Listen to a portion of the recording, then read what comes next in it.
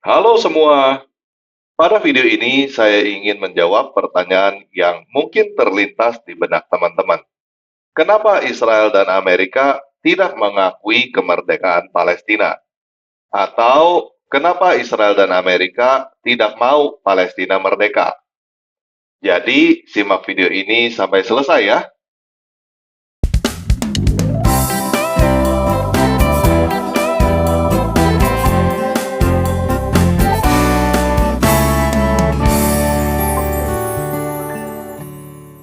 Nah, untuk memahami hal ini, pertama kita harus memahami dulu sejarahnya secara singkat.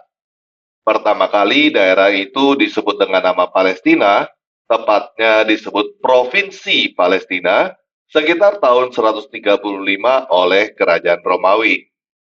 Sebelum tahun 135, daerah itu disebut dengan nama Yudea. Nama Yudea diganti menjadi Palestina karena pada saat itu terjadi pemberontakan orang-orang Yahudi terhadap Romawi, yang disebut pemberontakan Bar Kokhbah. Hasil dari pemberontakan itu adalah Yahudi gagal merdeka dari Romawi. Bahkan sebaliknya, seluruh orang Yahudi diusir dari tanah itu, dan tanah itu diubah namanya menjadi Provinsi Palestina. Nama Palestina kemungkinan besar diambil oleh Romawi dari nama Filistin, yang berdasarkan sejarah orang-orang Yahudi adalah musuh utama mereka, supaya orang-orang Yahudi pada zaman itu berhenti berharap akan kemerdekaan dan tidak lagi mengklaim daerah tersebut karena nama Yudea. Berdasarkan catatan dari Alkitab, Kejadian 10 ayat 1, ayat 6, dan ayat 13-14, orang Filistin adalah keturunan Nuh dari Ham. Jadi mereka bukan orang Semitik. Mereka bukan keturunan Abraham. Kita baca ya. Kejadian 10 ayat 1-6, 13-14 terjemahan baru. Inilah keturunan Sem, Ham, dan Yafet, anak-anak Nuh.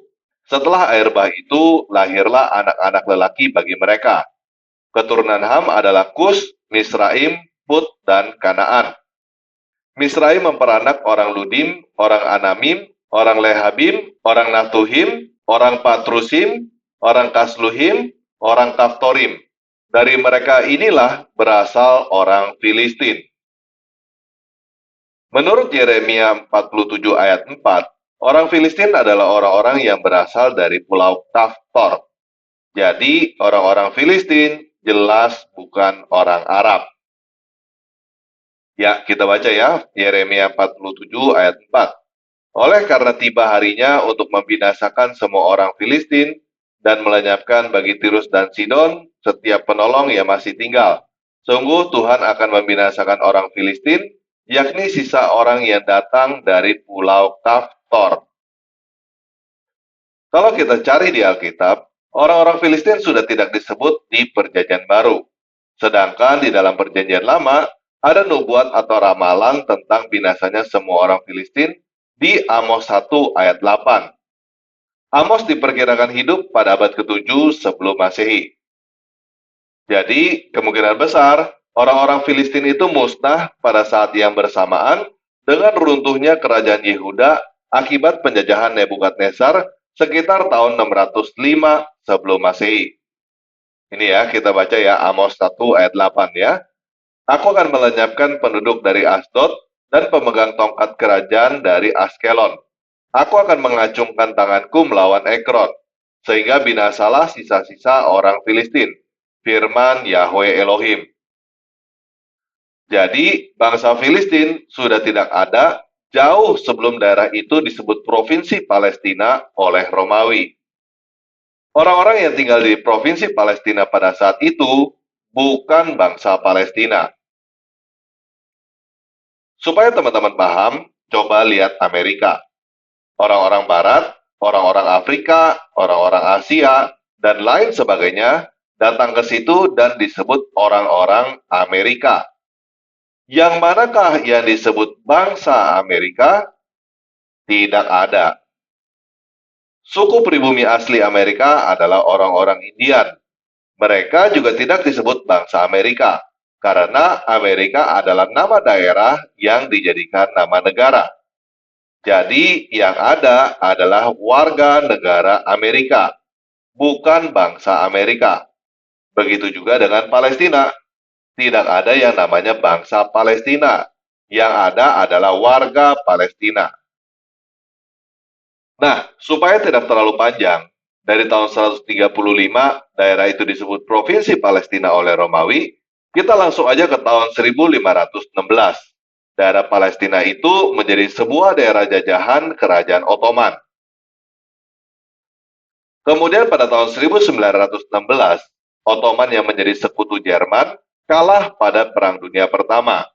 Pada tahun 1922, Palestina menjadi daerah kekuasaan Inggris yang disebut British Mandate. Pada masa mandat Inggris itu, terjadi migrasi orang-orang Yahudi diaspora dari berbagai penjuru dunia ke Palestina.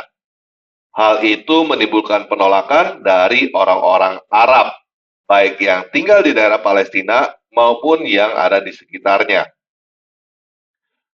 Kalau teman-teman sulit memahami situasi pada saat itu, anggaplah seperti orang-orang Islam Rohingya yang masuk ke Provinsi Aceh, tetapi ditolak oleh orang-orang Islam Indonesia, baik yang ada di Aceh maupun di luar Aceh.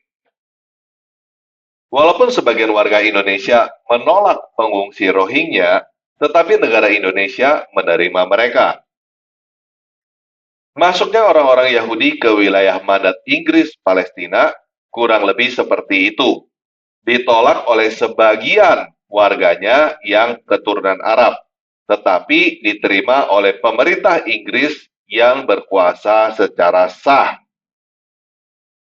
Setelah Perang Dunia Kedua, karena merasa tidak menguntungkan, Inggris memutuskan untuk menghapus mandat Inggris dan menyerahkannya kepada PBB. Pada tanggal 29 Oktober 1947, PBB mengeluarkan resolusi 181 yang isinya membagi tanah Palestina kepada orang-orang Yahudi dan orang-orang Arab menjadi dua negara yang merdeka. Orang-orang Yahudi setuju dan segera mendirikan negara Israel pada tanggal 14 Mei 1948. Tetapi orang-orang Arab tidak setuju dan langsung menyerang Israel. Setelah itu, Mesir menjajah daerah Gaza dan Yordania langsung menjajah tepi barat. Sejak saat itu, terjadi perang berkali-kali antara orang-orang Yahudi di negara Israel dengan orang-orang Arab di negara-negara yang tergabung dalam Liga Arab. Sampai pada bulan Juni 1967, terjadi perang 6 hari, di mana dalam 6 hari, Israel mengalahkan seluruh Liga Arab dan mengambil alih seluruh daerah Palestina, termasuk Gaza dan tepi barat, bahkan sampai wilayah Sinai. Perlu diingat bahwa negara-negara Arab baru menginginkan adanya negara Palestina yang merdeka pada tanggal 28 Mei 1964. Pada tanggal 28 Mei 1964 itu, negara-negara Arab baru mendirikan Organisasi Pembebasan Palestina atau PLO dengan tujuan untuk melawan Israel dalam satu wadah organisasi. Jadi, negara-negara Arab baru setuju dengan adanya negara Palestina yang merdeka setelah 17 tahun PBB mengusulkan berdirinya negara Palestina. 3 tahun kemudian, mereka dikalahkan dalam 6 hari oleh Israel, termasuk negara-negara Liga Arab yang membacking mereka. Ini ya petanya ya. Di sini sebelum dan sesudah Perang 6 Hari tahun 1967. Kita lihat di sini, ini sebelum Perang 6 Hari. Di sebelah kanan ini gambar peta Israel setelah Perang 6 Hari. Israel menguasai Gaza, tepi barat, dataran tinggi Golan, bahkan sampai ke Sinai. Ini wilayah Israel ya, setelah menang dari Liga Arab dalam 6 hari tahun 1967. Jadi, seharusnya pada tahun 1967 itu sudah selesai. Seluruh wilayah Palestina dikuasai secara sah oleh negara Israel karena menang perang dari gabungan negara-negara Arab. Lantas, kenapa sekarang wilayah Gaza dan tepi barat tidak lagi menjadi wilayah Israel. Karena pada tahun 1978, Presiden Amerika Serikat Jimmy Carter menginisiasi perundingan damai antara Israel dengan Mesir. Sehingga pada saat itu, Perdana Menteri Israel Menachem Begin setuju untuk melepaskan Gaza dan tepi barat secara sukarela, tanpa bayaran, tanpa paksaan, demi negara Israel diakui oleh negara-negara Arab dan terciptanya perdamaian di Timur Tengah. Tawaran perdamaian itu diterima dan disetujui oleh Presiden Mesir Anwar Sadat. Pelepasan wilayah Gaza dan tepi barat itu ditandatangani pada tanggal 17 September 1978 dan disebut dengan Perjanjian Perdamaian Kemah Daud. Di sini kita lihat ya, ini Presiden Amerika yang ada di tengah. Ini di sebelah kanan ini adalah Perdana Menteri Israel pada saat itu, Menachem Begin. Dan di sebelah kiri adalah Presiden Mesir pada saat itu, Anwar Sadat. Pada tanggal 15 November 1988, Israel membiarkan pemimpin PLO, Yasser Arafat, menyatakan kemerdekaan Palestina tanpa gangguan. Karena negara Palestina yang diproklamasikan oleh PLO itu sudah sepakat dengan solusi dua negara. Dengan demikian, sebenarnya Israel dan Palestina sudah merdeka dan saling mengakui supaya bisa hidup bersama dalam damai. Jadi, sekarang kita kembali ke pertanyaan kita di awal. Kenapa Israel dan Amerika tidak mau Palestina merdeka? Jawabannya, ini adalah pertanyaan yang salah. Karena Israel dan Amerika bukan hanya mau Palestina merdeka, bahkan merekalah yang menginisiasi berdirinya negara Palestina. Buktinya perjanjian perdamaian Kemah Daud dan membiarkan PLO menyatakan kemerdekaan Palestina pada tahun 1988. Lalu, kenapa sekarang Israel dan Amerika tidak mengakui negara Palestina? Jawabannya adalah, ini juga pertanyaan yang salah. Siapa bilang Israel dan Amerika tidak mengakui negara Palestina? Yang tidak mereka akui adalah Hamas, yang bukan hanya tidak mengakui negara Israel, bahkan terus menyerang Israel. Hamas yang baru berdiri 1987, 9 tahun setelah Israel melepaskan Gaza dan tepi barat, tidak mau hidup bersama dalam damai dengan Israel. Mereka bukan hanya tidak puas dengan Gaza dan tepi barat yang diberikan oleh Israel. Mereka maunya menguasai seluruh wilayah Israel dan Palestina, lalu membinasakan seluruh orang Yahudi. Kalau kamu menjadi orang Israel, tentunya kamu juga tidak akan mau mengakui Hamas yang berusaha membunuh kamu, kan? Nah, sekarang saya sudah menjawab pertanyaan, kenapa Israel dan Amerika tidak mengakui kemerdekaan Palestina? Jawabannya adalah itu pertanyaan yang salah. Israel dan Amerika mengakui kemerdekaan Palestina. Sekarang gantian saya yang bertanya, kenapa Indonesia mengakui kemerdekaan Palestina tetapi tidak mengakui kemerdekaan Israel? Selain karena sentimen agama. Kenapa Indonesia berteriak minta Israel berhenti menyerang Hamas, tetapi tidak berteriak minta Hamas berhenti menyerang Israel? Sebenarnya, Indonesia mendukung solusi damai dua negara atau ingin orang Yahudi binasa karena kebencian agama yang diimpor dari Arab. Israel buat salah apa sih kepada Indonesia? Bukankah katanya di dalam konstitusi kita, kemerdekaan ialah hak segala bangsa? Kenapa Indonesia mengakui kemerdekaan Palestina tetapi tidak mengakui kemerdekaan Israel? Apa? Karena Israel adalah penjajah? Jadi kamu maunya negara Israel dimusnahkan seperti keinginan Hamas? Berarti mendukung solusi damai dua negara itu bohong dong. Berarti katanya Indonesia turut menjaga perdamaian dunia itu juga bohong dong. Apakah agama kamu mengajarkan kamu untuk berbohong seperti itu? Atas dasar apa kamu berkata Israel adalah penjajah? Tanah Palestina itu juga bukan milik Arab. Arab juga pendatang di situ sama seperti Yahudi. Lagi pula, menurut Al-Quran, surah 5 ayat 21 dan surah 7 ayat 137, tanah Palestina sudah ditentukan oleh Allah SWT untuk orang Israel. Yuk kita baca ya, surat Al-Maidah ayat ke-21.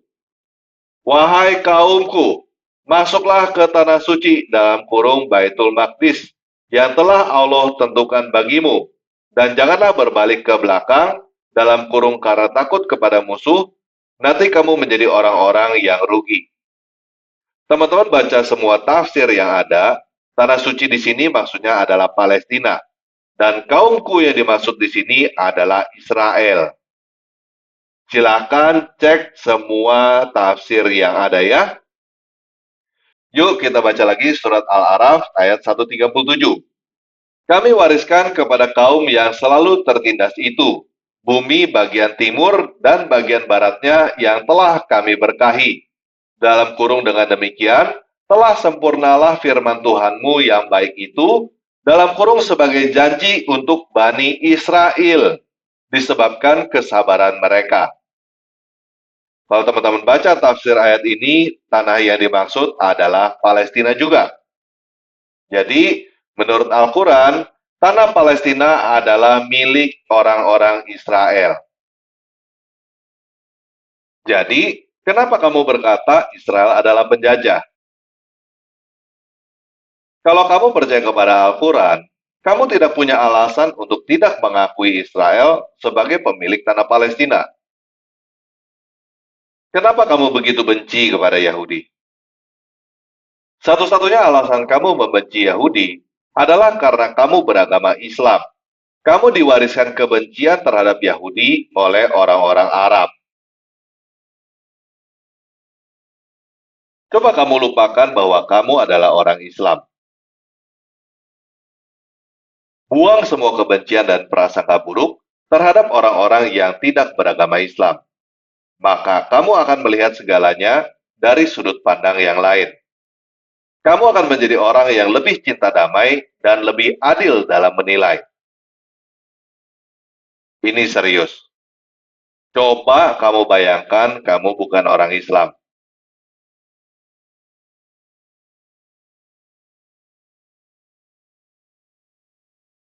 Semakin kamu mendengarkan ajaran Islam, kamu akan semakin merasa bahwa ajaran Islam tidak cocok dengan akal sehat dan hati nurani kamu.